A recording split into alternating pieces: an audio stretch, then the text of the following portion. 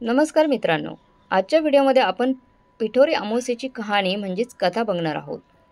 बघा, पिठोरी अमावस्येला खूप जास्त महत्त्व आहे. त्या दिवशी काय केलं जातं तर पितरांची सेवा केली जाते. त्याचबरोबर महिला 64 योगिनी हे व्रत करतात आणि श्रावणी पोळासुद्धा या दिवशी असतो. या दिवशी श्रावण महिना संपतो आणि दुसऱ्या दिवसापासून भाद्रपद महिना सुरू होतो. तर पिठोरी अमावस्येची कहाणी आता आपण बघणार आहोत. मित्रांनो, एक आटपाट नगर होतं. तिथे एक गरीब ब्राह्मण राहत होता. त्याच्या घरी श्रावणातल्या अमावस्येच्या दिवशी वडिलांचं श्राद्ध केलं जायचं. असे इकडे दरवर्षी काय होईल, ज्या दिवशी श्राद्ध असायचं त्या दिवशी सकाळपासून त्यांच्या सुनेच्या पोटात दुखायला लागायचं व ब्राह्मण जेवायला बसण्याच्या वेळेस ती बाळंत होऊन ते बाळ जे आहे ते मरून जायचं. असं झालं म्हणजे ब्राह्मण तसेच उपाशी जात असायचे. असे 6 वर्ष झाले. 7व्या वर्षी तसंच झालं. तेव्हा सासरा रागवला. ते मेलेलं पोर तिच्या सोनेच्या ओटीत टाकलं आणि तिला रागात हाकलून लावलं. ती निघून गेल्यानंतर ती पुढे जाता जाता ती एका मोठ्या अरण्यात गेली. तिथे तिला झोटिंगाची बायको भेटली. ती म्हणाली, बाई, तू कोणाची कोण? इथे येण्याचं कारण काय? आलीस तर आलीस, तशी लवकर जा, नाहीतर माझा नवरा झोटिंग येईल आणि तुला मारून खाऊन टाकेल.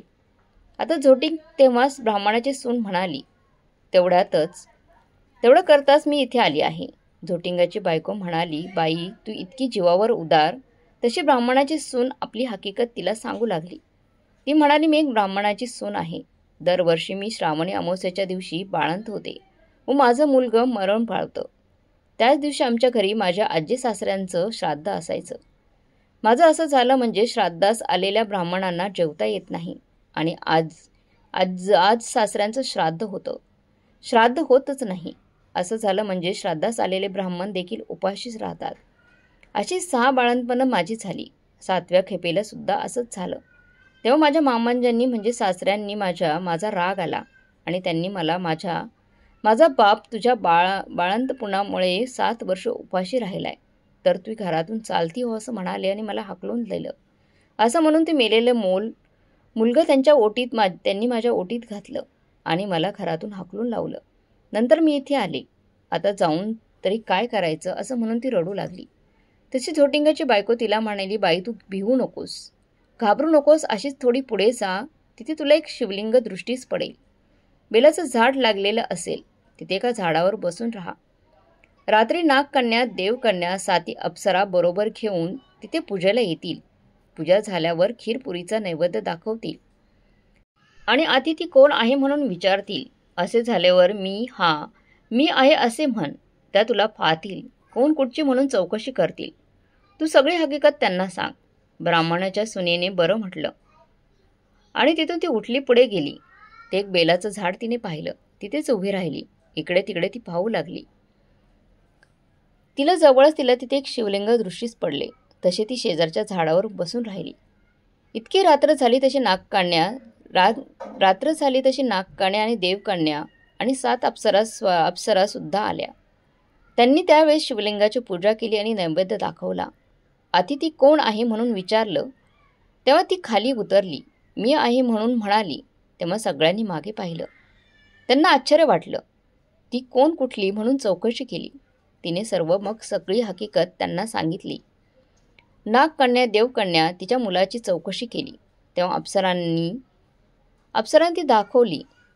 तिने त्यांना दाखवली. त्यांना तिच्या 7 मुलांना जिवंत केले आणि तिच्या हवाली केलं. पुढे तिला हे व्रत सांगितलं.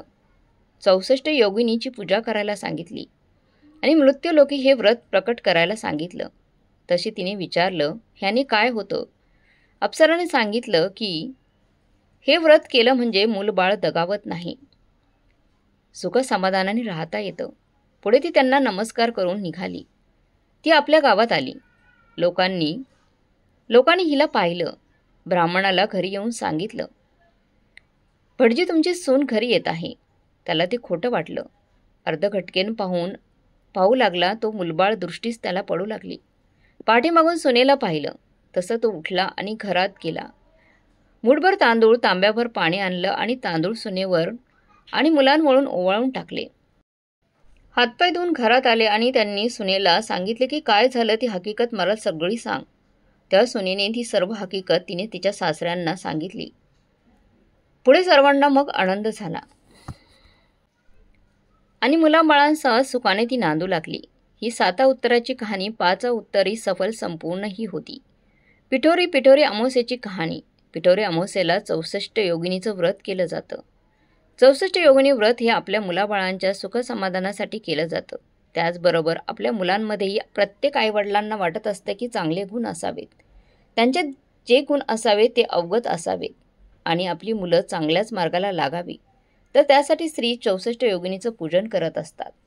तर मग मित्रमैत्रिणींनो, तुम्हाला पिठोरी अमावस्याबद्दलची ही कथा आणि अमावस्याबद्दलची माहिती कशी वाटली कमेंट बॉक्समध्ये नक्की कळवा आणि आवडली असेल तर चॅनलला लाईक, शेअर, सबस्क्राईब नक्की करा. धन्यवाद.